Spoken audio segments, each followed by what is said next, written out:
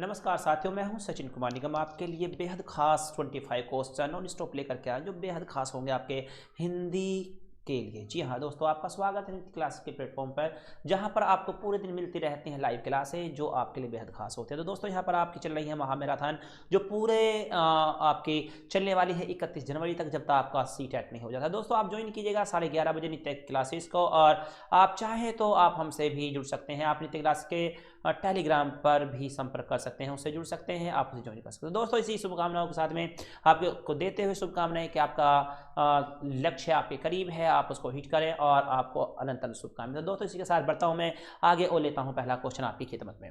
दोस्तों पहला क्वेश्चन है आपका, ये मैंने यहाँ से लिया और पेन उठा लिया है अपना।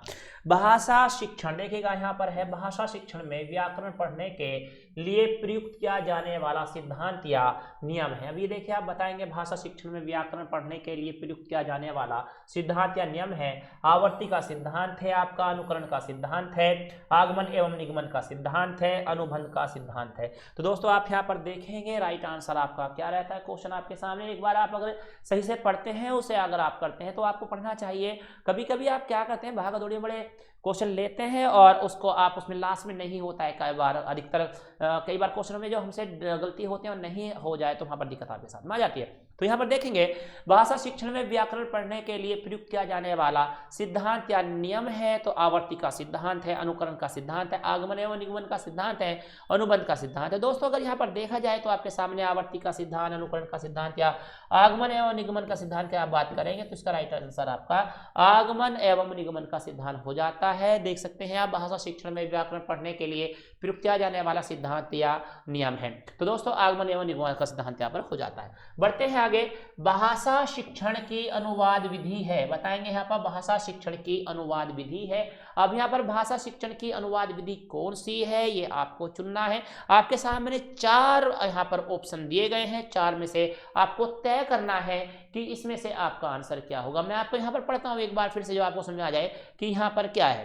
भाषा शिक्षण की अनुवाद विधि है, मातृभाषा को मध्यस्थ नहीं बनाती है। नंबर 1 यहाँ पर ये हो जाता है, मातृभाषा को मध्यस्थ नहीं बनाती है। अगला मातृभाषा की उपेक्षा करती है, मातृभाषा को मध्यस्थ बनाती है, और उसके बाद में लक्ष्य भाषा को ही श्रेष्ठ सिद्ध करती है। तो आप यहाँ पर देख सकते हैं भाषा शिक्षण की अनुवाद विधि है, मातृभाषा को मध्यस्थ नहीं बनाती है, मातृभाषा की उपेक्षा करती है, मातृभाषा को मध्यस्थ बनाती है और लक्ष्य भाषा को ही श्रेष्ठ सिद्ध करती है। देखिएगा ये चारों ऑप्शन आपको एक जैसे दिखाई दे रहे हैं, लेकिन थोड़ा सा अगर आप चिंतन करते हैं तो शायद आप सही आंसर तक यहाँ पर पहुंच सकते हैं। तो दोस्तों यहाँ पर आप देख रहे हैं भाषा शिक्षण की अनुवाद विधि मातृभाषा को मध्यस्थ नहीं बनाती है, मातृभाषा की उपेक्षा करती है, मातृभाषा को मध्यस्थ बनाती है, लक्ष्य भाषा को ही श्रेष्ठ सिद्ध करती है। तो दोस्तों राइट आंसर इसका मातृभाषा को मध्यस्थ बनाती है, ये इसका राइट आंसर आपका हो जाएगा। राइट आंसर आपका सी होगा। दोस्तों आपके सामने है, बहुत ही सुंदर आपने यहाँ पर चुना है इसे। आगे बढ़िएगा फिर एक बार से। निम्नलिखित में देखिएगा, निम्नलिखित में से कौन सा स्वर्ण कौशल शिक्षण का उद्देश्य नहीं है। लीजिएगा यहाँ पर, निम्नलिखित में से कौन सा स्वर्ण कौशल शिक्षण का उद्देश्य नहीं है। सुनकर अर्थ ग्रहण करने की योग्यता का विकास करना होता है, पूरी बात को सुनना ना कि वक्ता के कथन के सारांश को समझना होता है, सूत्र सामग्री के विषय को भली भांति समझने की योग्यता उत्पन्न करना होता है, किसे की श्रुत सामग्री को मन योग्य पूर्वक सुनने की प्रेरणा प्रदान करना होता है। तो दोस्तों यहाँ पर रखेंगे सुनकर अर्थ ग्रहण करने की योग्यता का विकास करना है, पूरी बात को सुनना ना कि वक्ता के कथन के सारांश को समझना है, श्रुत सामग्री के विषय को भली भांति समझने की योग्यता उत्पन्न करना है, किससे की श्रुत सामग्री को मन योग्य पूर्वक सुनने की प्रेरणा प्रदान करना है। तो देखिएगा फिर एक खास क्वेश्चन आपके लिए है, फिर से देखते हैं। यहाँ पर मैंने बताया आपको निम्नलिखित में से कौन सा स्वर्ण कौशल शिक्षण का उद्देश्य नहीं है। नंबर 1 है सुनकर अर्थ ग्रहण करने की योग्यता का विकास करना है, पूरी बात को सुनना ना कि वक्ता के कथन के सारांश को समझना है। अगला है आपका यहाँ पर श्रुत सामग्री के विषय को भली भांति समझने की योग्यता उत्पन्न करना है आपका, और किससे की श्रुत सामग्री के मनोयोग्य पूर्वक सुनने की प्रेरणा देना है। तो आपके सामने यहाँ पर रहा है, तो यहाँ पर ये जो आ रहा है इसका राइट आंसर होगा यहाँ पर निम्नलिखित में से कौन सा कौशल का उद्देश्य नहीं है। अब ये सबसे बड़ी बात यहाँ पर नहीं आपसे पूछ रहा है, तो नहीं क्या आप यहाँ पर बात करेंगे, तो नहीं में आएगा पूरी बात सुनना ना कि वक्ता के कथन के सारांश को समझना है। राइट आंसर आपका बी हो जाता है, यहाँ पर आपके सामने है। ठीक है, आगे बढ़िएगा।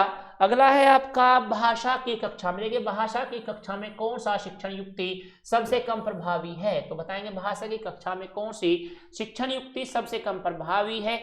उचित गति एवं प्रवाह के साथ पढ़ने पर बल देना, शुद्ध उच्चारण पर अत्यधिक बल देना होता है, बच्चों की रुचि के अनुसार परिचय विषय या प्रसंग पर चर्चा होती है, दूसरों की हस्तलिखित सामग्री पत्र आदि पढ़वाना होता है। तो दोस्तों देखेंगे भाषा की कक्षा में कौन सी शिक्षण युक्ति सबसे कम प्रभावी है। उचित गति एवं प्रवाह के साथ पढ़ने पर बल देना है, शुद्ध उच्चारण पर अत्यधिक बल देना है, बच्चों की रुचि के अनुसार परिचित विषय का प्रसंग पर चर्चा करना है, और दूसरा है तीसरे की हस्तलिखित सामग्री पत्र आदि को पढ़वाना होता है।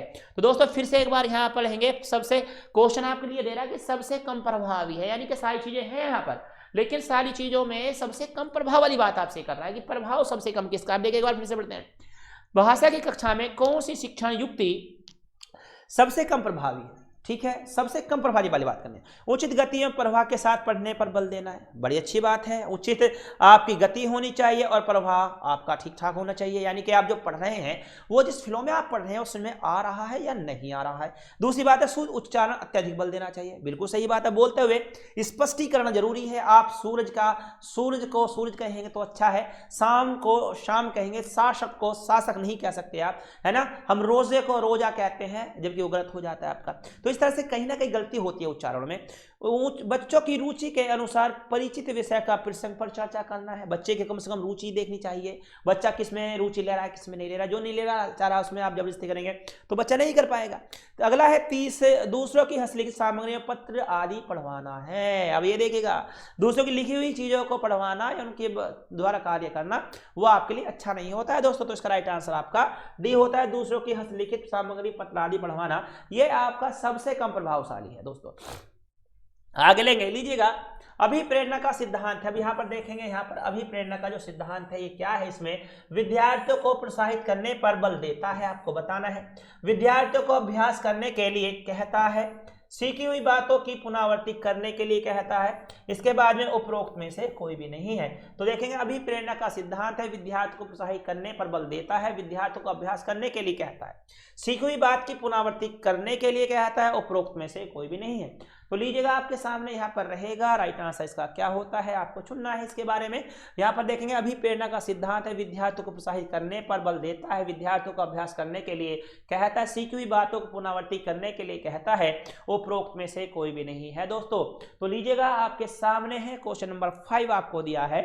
अभिप्रेरणा का सिद्धांत है, विद्यार्थियों को प्रोत्साहित करने पर बल देता है, विद्यार्थियों को अभ्यास करने के लिए कहता है, सीखी हुई बातों को पुनरावृत्ति करने के लिए कहता है, उपरोक्त में से कोई भी नहीं है। तो दोस्तों राइट आंसर की अगर हम बात करें तो राइट आंसर इसका होगा विद्यार्थियों को प्रोत्साहित करने पर बल देता है, आपका राइट आंसर यहाँ पर रहेगा। अभिप्रेरणा का सिद्धांत है, विद्यार्थियों को प्रोत्साहित करने पर बल देता है। अगला हो जाएगा यहाँ भाषा शिक्षण के संदर्भ में, भाषा शिक्षण के संदर्भ में कौन सा कथन सही नहीं है। तो लेंगे भाषा शिक्षण में समृद्ध भाषिक परिवेश उपलब्ध कराना जरूरी होता है, भाषा की नियमबद्ध व्यवस्था को केवल व्याकरण के माध्यम से ही जाना जा सकता है, भाषागत शुद्धता के प्रति अत्यधिक कठोर व्यवहार नहीं अपनाना चाहिए, समृद्ध भाषिक परिवेश में बच्चे स्वयं नियमों का निर्माण करते हैं। तो आप यहाँ पर देख सकते हैं भाषा शिक्षण के संदर्भ में कौन सा कथन सही नहीं है। भाषा शिक्षण में समृद्ध भाषिक परिवेश उपलब्ध कराना जरूरी है, भाषा की नियमबद्ध व्यवस्था को केवल व्याकरण के माध्यम से ही जाना जा सकता है, भाषागत शुद्धता के प्रति अत्यधिक कठोर व्यवहार नहीं अपनाना चाहिए, समृद्ध भाषिक परिवेश में बच्चे स्वयं नियमों का निर्माण करते हैं। देखिए अगर आप क्वेश्चन को पढ़ते हैं समय निकाल करके, आपके पास ज़्यादा समय नहीं होता, लेकिन आपको कोशिश करनी है कि अगर आप कम से कम उसे 2 बार पढ़ लेते हैं तो आप आसानी से उसके रिजल्ट तक पहुंच सकते हैं। कई बार भागादौड़ी में हम फ्लो में फेल हो जाते हैं, ये आपके साथ में समस्या बनी रहती है। तो मैं यही आपको बताना चाह रहा हूं कि आप अगर करते हैं तो आप सही कर पाएंगे अगर उसे सही से पढ़ते हैं। तो ये देखिए भाषा शिक्षण के संदर्भ में कौन सा कथन सही नहीं है, भाषा शिक्षण में समृद्ध भाषिक परिवेश उपलब्ध कराना जरूरी है, भाषा का नियमबद्ध व्यवस्था को केवल व्याकरण के माध्यम से ही जाना जा सकता है, भाषागत शुद्धता के प्रति अत्यधिक कठोर व्यवहार नहीं अपनाना चाहिए, समृद्ध भाषिक परिवेश में बच्चे स्वयं नियमों का निर्माण करते हैं। तो देखिए भाषा शुद्धता के प्रति अत्यधिक कठोर व्यवहार नहीं अपनाना चाहिए, राइट आंसर आपका सी होगा। आगे होगा गणित विज्ञान सामाजिक विज्ञान की कक्षाएं एक तरह से भाषा की ही कक्षाएं हैं, इस कथन के समर्थन में कौन सा तर्क सबसे कमजोर है। तो बताएंगे गणित विज्ञान सामाजिक विज्ञान की कक्षाएं एक तरह से भाषा की ही कक्षाएं हैं। इस कथन के समर्थन में कौन सा तर्क सबसे कमजोर है? विभिन्न विषयों के शिक्षण में भाषा शिक्षण एक मुख्य उद्देश्य होता है। विभिन्न विषयों की अवधारणात्मक समझ की अभिव्यक्ति भी भाषा विशेष में होती है। विभिन्न विषयों की अवधारणाएं किसी भाषा विशेष से बनती है। विभिन्न विषयों के अध्यापन में भाषा साधन का कार्य करती हैं। तो दोस्तों यहाँ पर आप लिखेंगे गणित विज्ञान सामाजिक विज्ञान की कक्षाएं एक तरह से भाषा की ही कक्षाएं हैं। इस कथन के समर्थन में कौन सा तर्क सबसे कमजोर होता है आपका? तो विभिन्न विषयों के शिक्षण में भाषा शिक्षण एक मुख्य उद्देश्य होता है। विभिन्न विषयों की अवधारणात्मक समझ की अभिव्यक्ति की भाषा विशेष में होती है। विभिन्न विषयों की अवधारणा किसी भाषा विशेष से बनती है। विभिन्न विषयों के अध्ययन अध्यापन में भाषा साधन का कार्य करती है। तो दोस्तों यहाँ पर आप लेंगे इसका राइट आंसर की अगर हम बात करते हैं तो इसका राइट आंसर आगे बढ़ते हैं और एक बार फिर से इसको पढ़ेंगे हल्का सा ताकि आप यहाँ तक पहुंच जाए एक बार फिर से ना। चलिएगा, गणित विज्ञान सामाजिक विज्ञान की कक्षाएं एक तरह से भाषा की ही कक्षाएं हैं। इस कथन के समर्थन में कौन सा तर्क सबसे कमजोर है? देखिएगा, विषय यहाँ पर विभिन्न विषयों के शिक्षण में भाषा शिक्षण एक मुख्य उद्देश्य होता है। राइट आंसर ए है इसका, ये आपसे बात कर रहा है। इसको लेकर के आगे बढ़ेंगे। यहाँ पर भाषा शिक्षण के संदर्भ में कौन सा कथन सही नहीं है? अब ये लीजिएगा, यहाँ पर भाषा शिक्षण के संदर्भ में कौन सा कथन सही नहीं है? भाषा अर्जन और भाषा अधिगम में अंतर होता है। भाषा शिक्षण में केवल भाषाई शुद्धता पर ही अधिक बल रहता है। भाषा सीखने में अन्य विषयों का अध्ययन अध्यापन सहायक होता है। समृद्ध भाषा में परिवेश भाषा अर्जित करने में सहायक होती है। ये आपके सामने होगा। भाषा अर्जन और भाषा अधिगम में अंतर होता है। भाषा शिक्षण में केवल भाषाई शुद्धता होती है।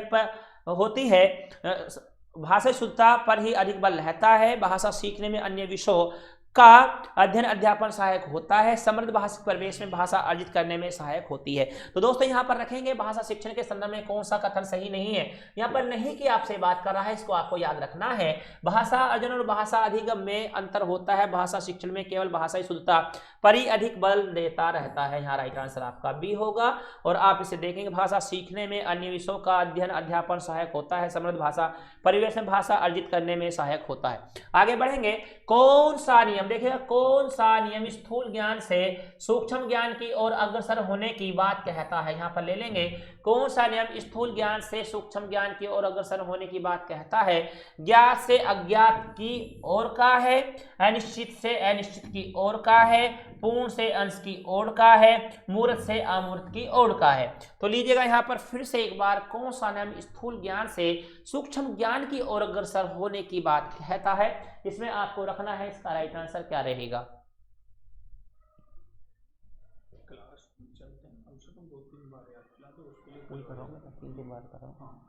क्लास है, ठीक है। तो दोस्तों देखते हैं कौन सा नियम स्थूल ज्ञान से सूक्ष्म ज्ञान की ओर अग्रसर होने की बात कहता है? ज्ञान से अज्ञात की ओर का है, अनिश्चित से निश्चित की ओर का है, पूर्ण से अंश की ओर का है और मूर्त से अमूर्त की ओर का है। तो दोस्तों ये खास क्वेश्चन है, बहुत बार ये आपसे पूछा गया है, बहुत ही खास आपके लिए रखा गया है, ठीक है। तो कौन सा नियम स्थूल ज्ञान से सूक्ष्म ज्ञान की ओर अग्रसर होने की बात कहता है? तो यहाँ पर आपका रहेगा, यहाँ पर मूर्त से अमूर्त की ओर, ये आपका राइट आंसर हो जाएगा। आप इसको देखिएगा, बेहद खास रहेगा। अगला क्वेश्चन है, भाषा शिक्षण का सिद्धांत या नियम नहीं है। भाषा शिक्षण का सिद्धांत या नियम नहीं है। निश्चित उद्देश्य एवं पाठ्य सामग्री का सिद्धांत है। व्यक्तिक भिन्नता का सिद्धांत है। निश्चित से अनिश्चित की ओर का नियम है। विश्लेषण से संश्लेषण की ओर का नियम है। तो दोस्तों ये आप देखेंगे यहाँ पर, अगर देख रहे हैं भाषा शिक्षण का सिद्धांत या नियम नहीं है, निश्चित उद्देश्य एवं पाठ्य सामग्री का सिद्धांत है, व्यक्तिक भिन्नता का सिद्धांत है, निश्चित से अनिश्चित की ओर का नियम है, विश्लेषण से संश्लेषण की ओर का नियम है। तो दोस्तों ये है आपका क्वेश्चन। आप इसका आंसर जब तक देखते हैं मैं आपको बताता हूँ। यहाँ पर देखिए, सुबह 7 बजे मेरी क्लास होती है, यहाँ पर 7:20 पर करंट अफेयर की क्लास होती है और कल से यानी कि आपका 22 दिसंबर से आपका 31 जनवरी जब तक आपका एग्जाम सीटेट का होता है, यहाँ पर मैराथन क्लास चलने वाली है सभी सब्जेक्ट की 11:30 बजे मॉर्निंग से। तो ये आप यहाँ पर सभी जुड़ सकते हैं महा मैराथन में, और इसमें सभी टीचर सभी सब्जेक्ट को आपका 1 बाय 1 करके कराएंगे, तो आप जुड़ सकते हैं दोस्तों। और आप हमारे नित्य चैनल के साथ साथ नित्य टेलीग्राम से भी आप जुड़ सकते हैं। नित्य क्लास टेलीग्राम से आप ज्वाइन कीजिएगा और वहां से आप उठा सकते हैं PDF वगैरह, सब आप वहां से प्राप्त कर सकते हैं। तो बढ़िएगा आगे तरफ, भाषा शिक्षण का सिद्धांत या नियम नहीं है। तो यहाँ से फिर बात आ रहा है, यहाँ पर नियम नहीं है कि बात आपसे कर रहा है, तो ये देखना है। निश्चित उद्देश्य एवं पाठ्य सामग्री का सिद्धांत है, व्यक्तिगत भिन्नता का सिद्धांत है, निश्चित से अनिश्चित की ओर का नियम है, विश्लेषण से संश्लेषण की ओर का नियम है। राइट आंसर आपका सी हो जाएगा, ये लीजिएगा। गणित के शिक्षक ने, देखिएगा, गणित के शिक्षक ने राहुल को वाक्य सही करने के लिए कहा, उनके द्वारा ऐसा करना भाषा शिक्षण के किस सिद्धांत के अंतर्गत आएगा। ठीक है, गणित के शिक्षक ने राहुल को वाक्य सही करने के लिए कहा, उनके द्वारा ऐसा करना भाषा शिक्षण के किस सिद्धांत के अंतर्गत आएगा। यहाँ पर मनोरंजन है आपका, अनुकरण है, मौखिक एवं लेखन कार्य का सिद्धांत है, और यहाँ पर बहुमुखी प्रयास है। तो बताएंगे गणित के सिद्धांत ने राहुल को वाक्य सही करने के लिए कहा, उनके द्वारा ऐसा करना भाषा शिक्षण के किस सिद्धांत के अंतर्गत आएगा। मनोरंजन है, अनुकरण, मौखिक एवं लेखन कार्य का सिद्धांत है, और बहुमुखी प्रयास है। तो दोस्तों यहाँ पर अब देखते हैं इसका राइट आंसर आपकी तरफ से क्या होता है, आपको यहाँ पर रखना है इसका राइट आंसर। गणित के शिक्षक ने राहुल को वाक्य सही करने के लिए कहा, उनके द्वारा ऐसा करना भाषा शिक्षण के किस सिद्धांत के अंतर्गत आएगा। मनोरंजन है, अनुकरण, मौखिक एवं लेखन कार्य का है, और सिद्धांत का यहाँ पर बहुमुखी प्रयास आपका यहाँ पर हो जाता है। तो राइट आंसर आपका यहाँ पर डी रहेगा, बहुमुखी प्रयास यहाँ पर होगा आपका है। इनमें से प्राथमिक स्तर पर भाषा शिक्षण का कौन सा उद्देश्य अनिवार्यता नहीं है। बताएंगे इनमें से प्राथमिक स्तर पर भाषा शिक्षण का कौन सा उद्देश्य अनिवार्यता नहीं है। विभिन्न संदर्भ में प्रयुक्त शब्दों के सही अर्थ ग्रहण करना होगा आपका। विभिन्न संदर्भ और स्थितियों में अपनी बात व्यक्त करने की कुशलता का विकास होगा। भाषा के अलंकारिक प्रयोगों की क्षमता का विकास होता है आपका। यहाँ पर मानवीय मूल्यों का विकास यहाँ पर हो जाता है। तो देखेंगे इनमें से प्राथमिक स्तर पर भाषा शिक्षण का कौन सा उद्देश्य अनिवार्यता नहीं है। विभिन्न संदर्भों में प्रयुक्त शब्दों के सही अर्थ ग्रहण करना है। विभिन्न संदर्भ और स्थितियों में अपनी बात व्यक्त करने की कुशलता का विकास है। भाषा के अलंकारिक प्रयोग की क्षमता का विकास है। मानवीय मूल्यों का यहाँ पर विकास होना बाकी है। तो देखते हैं यहाँ पर भाषा के अलंकारिक प्रयोगों की क्षमता का विकास यहाँ पर होगा। तो इसका राइट आंसर आपका सी हो जाता है दोस्तों, सी इसका राइट आंसर आपका हो जाएगा। ठीक है, आगे बढ़ेंगे। कविता पाठ करवाना किस सिद्धांत के अंतर्गत आता है। बताएंगे कविता पाठ करवाना किस सिद्धांत के अंतर्गत आता है। जीवन समन्वय का सिद्धांत होगा, शिक्षण सूत्रों का सिद्धांत होगा, क्रियाशीलता का सिद्धांत होगा, बाल केंद्रिता का सिद्धांत होगा। तो देखते हैं कविता पाठ करवाना किस सिद्धांत के अंतर्गत आता है। जीवन समन्वय का सिद्धांत है, शिक्षण सूत्रों का सिद्धांत है, क्रियाशीलता का सिद्धांत है, और बाल केंद्रिता का सिद्धांत है। तो यहाँ पर देखेंगे कविता पाठ करवाना किस सिद्धांत के अंतर्गत आता है। क्रियाशीलता का सिद्धांत है, इसको आप कीजिएगा। तो यहाँ पर देखेंगे कविता पाठ करवाना किस सिद्धांत के अंतर्गत आता है। जीवन समन्वय का सिद्धांत होगा, शिक्षण सूत्रों का सिद्धांत है, क्रियाशीलता का सिद्धांत है, और इसमें क्या आपका रहेगा। तो दोस्तों इसकी बात करें तो यहाँ पर क्रियाशीलता का सिद्धांत आपका यहाँ पर राइट आंसर होता है। बढ़ते हैं आगे की तरफ हो लेते हैं अगला क्वेश्चन आपके लिए। आप अगले क्वेश्चन में क्या करने वाले हैं, ठीक है। तो दोस्तों जैसे कविता पाठ करवाना किस सिद्धांत के अंतर्गत आता है, तो यहाँ पर आपने कहा जीवन समन्वय का सिद्धांत है, ये नहीं होगा। शिक्षण सूत्रों का सिद्धांत ये भी नहीं है। क्रियाशीलता का सिद्धांत इसमें इसका राइट ऑप्शन हो जाता है। अगला क्वेश्चन आपके लिए, अगला क्वेश्चन ये लीजिएगा। उदाहरण देकर नियमों का निर्धारण किया जाता है। बताएंगे उदाहरण देकर नियमों का निर्धारण किया जाता है। विशेष से सामान्य की ओर नियम से, सरल से जटिल की ओर नियम से, मनोवैज्ञानिक से तार्किक की ओर नियम से, आगमन से निगमन की ओर नियम से होगा। तो बताएंगे यहाँ पर उदाहरण देकर नियमों का निर्धारण किया जाता है। विशेष से सामान्य की ओर नियम से है, सरल से जटिल की ओर के नियम से है, मनोवैज्ञानिक से तार्किक की ओर नियम से है, आगमन से निगमन की ओर नियम से है। तो यहाँ पर आप रखेंगे उदाहरण देकर नियमों का निर्धारण किया जाता है। तो यहाँ पर आगमन से निगमन की ओर इसमें आपका राइट आंसर होगा, ये लीजिएगा। आगमन से निगमन की ओर नियम इसमें आपका आ जाता है। बढ़ते हैं आगे तक। भाषा प्रयोग की कुशलता संभव है। बताएंगे भाषा प्रयोग की कुशलता संभव है केवल साहित्य पढ़ने से होता है। केवल साहित्य पढ़ने से है, भाषा की पाठ्य पुस्तक पढ़ने से है, अधिक से अधिक शिक्षा, अधिक से अधिक भाषा प्रयोग से है, केवल भाषा सुनने से है। तो देखिएगा दोस्तों यहाँ पर आप क्या रखते हैं, भाषा प्रयोग की कुशलता संभव है। अब ये देखिएगा भाषा प्रयोग की कुशलता संभव है। अब ये कैसे संभव है ये आपको बताना है। किसका इसमें आप आंसर रखने वाले हैं। केवल साहित्य पढ़ने से है, भाषा की पाठ्य पुस्तक पढ़ने से, अधिक भाषा प्रयोग से है, केवल भाषा सुनने से, अभी आपके सामने है। तो यहाँ लीजिएगा, भाषा प्रयोग की कुशलता संभव है केवल साहित्य पढ़ने से, भाषा की पाठ्य पुस्तक पढ़ने से है, अधिक से अधिक भाषा प्रयोग से है, और केवल भाषा सुनने से है। तो दोस्तों इसका राइट आंसर जो होगा तो ये आपका होता है भाषा प्रयोग की कुशलता संभव है, अधिक से अधिक भाषा प्रयोग करेंगे। जब आप अधिक से अधिक भाषा प्रयोग करेंगे, स्पष्टीकरण सही से रहेगा, स्पष्ट होता रहेगा, आप उसे करते रहेंगे। तो इसका राइट आंसर आपका अधिक से अधिक प्रयोग में आएगा। बढ़िएगा आगे तरफ। दैनिक कार्यों में मनुष्य, देखिए दैनिक कार्यों में मनुष्य किन दो कौशलों का सर्वाधिक प्रयोग करता है? लेखन एवं भाषा कौशल से, श्रवण एवं पाठन कौशल से, श्रवण एवं वाचन कौशल से, वाचन एवं लेखन कौशल से। तो लीजिएगा, दैनिक कार्यों में मनुष्य किन दो कौशलों का सर्वाधिक प्रयोग करता है? लेखन एवं भाषा कौशल का, श्रवण एवं पाठन कौशल का, श्रवण एवं वाचन कौशल का, वाचन एवं लेखन कौशल का। ठीक है, तो यहाँ पर आप रखेंगे राइट आंसर आपका क्या होता है, आपको बताना है। दैनिक कार्यों में मनुष्य किन दो कौशलों का सर्वाधिक प्रयोग करता है? तो यहाँ पर आप रखेगा लेखन एवं भाषा कौशल है आपके पास, श्रवण एवं पाठन कौशल है, श्रवण एवं वाचन कौशल है, वाचन एवं लेखन कौशल है। तो ये क्वेश्चन आपके लिए है, आप देख रहे हैं इसमें इसका राइट आंसर क्या रहेगा। तो दोस्तों बढ़ते हैं इसके राइट आंसर की तरफ देखेंगे। दैनिक कार्य में मनुष्य किन दो कौशलों का सर्वाधिक प्रयोग करता है? तो वो आपका होता है, यहाँ पर लिखेगा तो कौन कौन सा? लेखन एवं भाषा छोड़ दीजिएगा इसे आप, ठीक है। श्रवण कौशल पाठन को भी छोड़िएगा, श्रवण एवं वाचन कौशल को आप इसमें जगह देंगे और यही आपका राइट आंसर होता है। आगे होगा अगला क्वेश्चन, सहस्वर वाचन का मुख्य उद्देश्य बताएंगे। सहस्वर वाचन का मुख्य उद्देश्य है आपके लिए रखा जाएगा। तो यहाँ पर आपके पास में है, पढ़ने में आनंद की अनुभूति करना होगा, बच्चों में पढ़ने संबंधी झिझक को समाप्त करना होगा, बोल बोल कर पढ़ना होगा, आपको इंद्र गति से द्रुत गति से वाचन करना होगा। ठीक है, तो ये लीजिएगा, यहाँ पर सहस्वर वाचन का मुख्य उद्देश्य है पढ़ने में आनंद की अनुभूति करना है, बच्चों में पढ़ने संबंधी झिझक को समाप्त करना है, यहाँ पर बोल बोल कर पढ़ना है, द्रुत गति से वाचन करना है। तो दोस्तों यहाँ पर देखेंगे राइट आंसर आपका क्या रहेगा, क्या इसको आप करेंगे, कैसे इसको आप चुनेंगे, कैसे आपको करना है।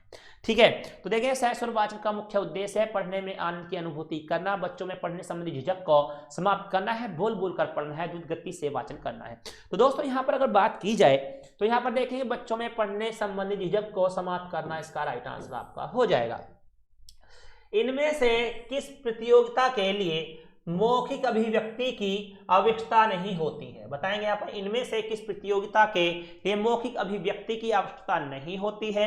वाद विवाद प्रतियोगिता के लिए होता है, आपका भाषण के लिए होता है, अंताक्षरी के लिए, कविता लेखन के लिए। तो दोस्तों यहाँ पर देखेंगे इनमें से किस प्रतियोगिता के लिए मौखिक अभिव्यक्ति की आवश्यकता नहीं होती है? वाद विवाद प्रतियोगिता के लिए है, भाषण के लिए, अंताक्षरी के लिए है और कविता लेखन के लिए। तो इनमें से किस प्रतियोगिता में मौखिक, अब देखिएगा अगर आप मौखिक बात करना चाहते हैं तो आप देखें इनमें से किस प्रतियोगिता में के लिए मौखिक अभिव्यक्ति की आवश्यकता नहीं होती है। अब देखिए वाद विवाद आप करेंगे तो मौखिक आपको बोलना पड़ता है, मौखिक ही रहता है वहां पर, ठीक है। भाषण में मौखिक चलता, अंताक्षरी भी मौखिक चलता है, लेकिन कविता लेखन में मौखिक नहीं है। आप आराम से बैठे हुए लिख सकते हैं, शांत रह करके कुछ भी कर सकते हैं, आप उसमें बोलने की उसमें आपको जरूरत नहीं पड़ती है। तो यहाँ पर है इनमें से किस प्रतियोगिता के लिए मौखिक अभिव्यक्ति की आवश्यकता नहीं होती है? तो कविता लेखन इसका आपका राइट आंसर हो जाता है। ठीक है, आगे बढ़ेंगे। सुनना कौशल में शामिल है, बताएंगे सुनना कौशल में शामिल है किसमें? दूसरों की बात सुनने में रुचि, धैर्य और प्रतिक्रिया में, विषयों को ध्यानपूर्वक सुनने की क्षमता का विकास करना है, शांतिपूर्वक सुनना है, सुने हुए शब्दों की केवल पुनरावृत्ति करना है। दूसरों की बात सुनने में रुचि, धैर्य और प्रतिक्रिया, प्रश्नों को ध्यानपूर्वक सुनने की क्षमता का विकास, शांतिपूर्वक सुनना है, सुने हुए शब्दों की केवल पुनरावृत्ति करना है। तो दोस्तों यहाँ पर देखिए सुनना कौशल में शामिल है। अब कौन से में शामिल है देखना है, सुनना कौशल में शामिल है। दोस्तों की बात सुनने में रुचि, धैर्य और प्रतिक्रिया का है, प्रश्नों को ध्यानपूर्वक सुनने की क्षमता एवं विकास का है, शांतिपूर्वक सुनना है, सुने हुए शब्दों की केवल पुनरावृत्ति करना है। तो आपको यहाँ बताएंगे सुनना कौशल में शामिल है, दूसरे की बात सुनने में रुचि, धैर्य और प्रतिक्रिया है, प्रश्नों का ध्यानपूर्वक सुनने की क्षमता का विकास है आपका यहाँ पर, और शांतिपूर्वक सुनना है, सुने हुए शब्दों की केवल पुनरावृत्ति करना। राइट आंसर आपका होगा यहाँ पर प्रश्नों को ध्यानपूर्वक सुनने की क्षमता का विकास आपको यहाँ पर करना पड़ेगा। क्वेश्चन अगला लेते हैं, सुनना बोलना, देखिएगा सुनना बोलना कौशल के विकास के लिए सर्वोत्तम विधि कौन सी हो सकती है? यहाँ पर कहानी कहना और उस पर बच्चों की प्रतिक्रिया जानना होगा, कविता याद करवा कर बुलावा, कक्षा के कुछ बच्चों द्वारा पाठ के अनुच्छेद पढ़कर सुनाना है, अंताक्षरी गतिविधियों का आयोजन यहाँ पर करना है। ठीक है, तो यहाँ पर है सुनना बोलना कौशल के विकास के लिए सर्वोत्तम विधि कौन सी हो सकती है? कहानी कहना और उस पर बच्चों की प्रतिक्रिया जानना है, कविता याद करवा कर बुलवाना, कक्षा के कुछ बच्चों द्वारा पाठ के अनुच्छेद पढ़कर सुनाना, अंत्याक्षरी गतिविधि का आयोजन होता है। तो दोस्तों यहाँ पर रखेंगे आपका क्वेश्चन यहाँ पर है और इस क्वेश्चन का आंसर आपकी तरफ से जो आ रहा है वो देखना पड़ेगा एक बार से फिर से। सुनना बोलना कौशल के लिए विकास के लिए सर्वोत्तम विधि कौन सी हो सकती है?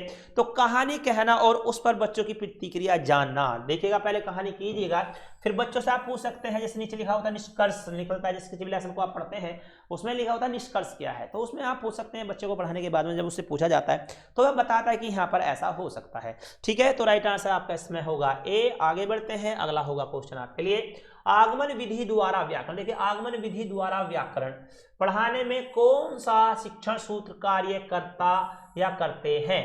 तो मूर्त से अमूर्त की ओर है, मूर्त से अमूर्त की ओर होगा, कठिन से सरल की ओर होगा, ज्ञात से अज्ञात की ओर होगा। 1 और 3 यहाँ पर राइट आंसर हो जाता है आपका।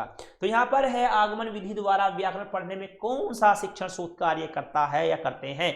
तो मूर्त से अमूर्त की ओर है, कठिन से सरल की ओर है, ज्ञात से अज्ञात की ओर है। 1 और 3 दोनों बातें हैं यहाँ पर, यानी कि कहना चाहता है यानी कि इसमें मूर्त से अमूर्त की ओर वाली बात भी हो सकती है। ठीक है, इसके बाद में कठिन से सरल की ओर हो सकता है, ज्ञात से अज्ञात की ओर हो सकता है, यानी कि यहाँ कहीं ना कहीं फंसने वाली बात है। तो यहाँ पर देखा जाए तो आगमन विधि द्वारा व्याकरण पढ़ने में कौन सा शिक्षण सूत्र कार्य करेगा? मूर्त से अमूर्त की ओर, बिल्कुल बात सही है। कठिन से सरल की ओर वाली बात को काट दीजिएगा। ठीक है, इसके बाद में है ज्ञात से अज्ञात की ओर, ये आपका राइट होता है, यानी कि ए और सी, यानी कि 1 और 3 यहाँ पर आपके राइट आंसर हो जाते हैं। ठीक है, बढ़िएगा आगे की तरफ, लेते हैं अगला क्वेश्चन।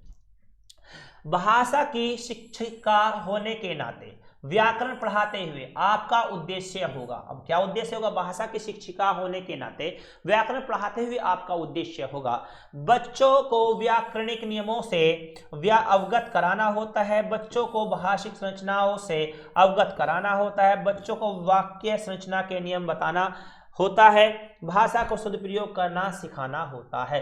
तो भाषा की शिक्षिका होने के नाते व्याकरण पढ़ाते हुए आपका उद्देश्य होगा बच्चों को व्याकरणिक नियमों से अवगत कराना है, बच्चों को भाषिक संरचनाओं से अवगत कराना है, बच्चों को वाक्य रचना के नियम बताना है, भाषा का प्रयोग करना सिखाना होगा।